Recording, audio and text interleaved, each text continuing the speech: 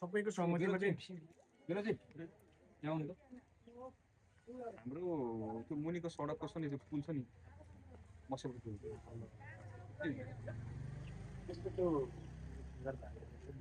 त्यो त परदेशको हो क्या त्यो आइडियाको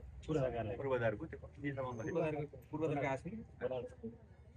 पहिल्यैको धेरै भयो काम छोड्यो यो प्रारम्भिक सुन्नु हो 2 वर्ष अगाडि घरले सर्भिस पनि गर्नुभयो तर पर्याप्त मात्रामा बजेट नबढेर काम अगाडि नबढ्यो भन्ने कति टाढा यहाँबाट 7 किलोमिटर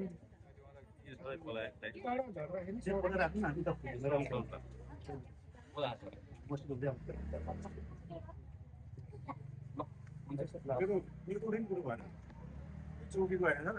यो खाइदिएको मैले चाहिँ 12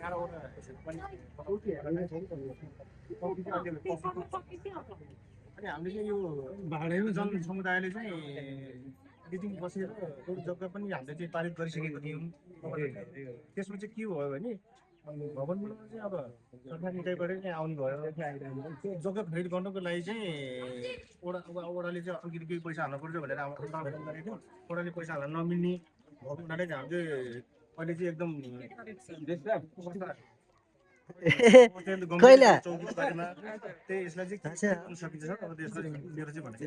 अब मेरो अन्डरमा बस्छ म गर्छु अस्थायी रूपमा ब्याङ्क पनि आएर गर्न सकेन कि सर असुविधै हो अब यहाँ भाडामा बसेर चौकी बसेर छु होइन उहाँहरूले भनेको अब त्यो यसलाई चाहिँ अब सारेर अब जग्गा प्राप्तिको लागि उहाँहरूले वडासँग कुरा गर्नु भएको छ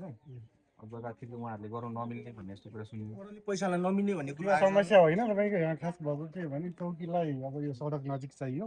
हजुर सडक नजिक हामी कहाँ सार्वजनिक जग्गा छैन अब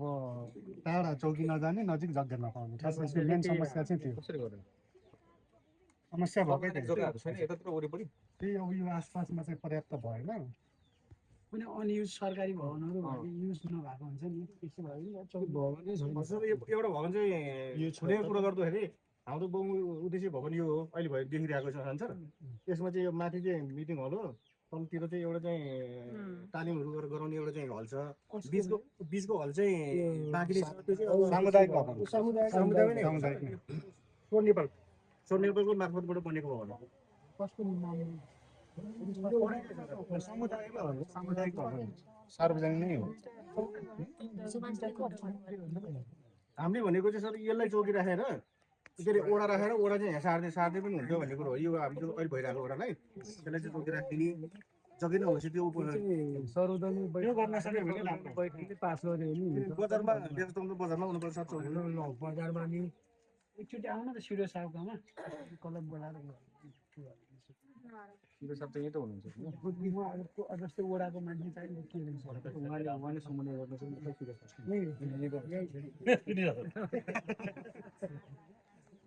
एकचोटि आउनु नि जिल्ला प्रशासन आउँछ सिरियस ओडा चाहिँ यहाँ कुन कुन लिड गर्दैछ हामीले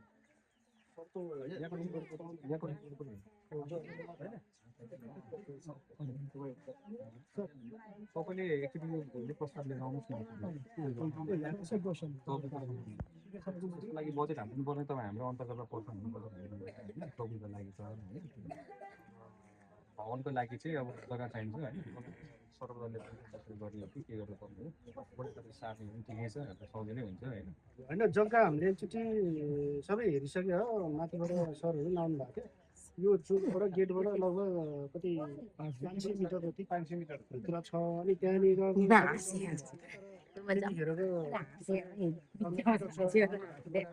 अहिले चाहिँ अनि त्यही कति मिटर चाहिँ हुनुपर्छ अब पार्किङहरू पनि चाहिन्छ त्यसले गर्दाखेरि यो चाहिँ भनेको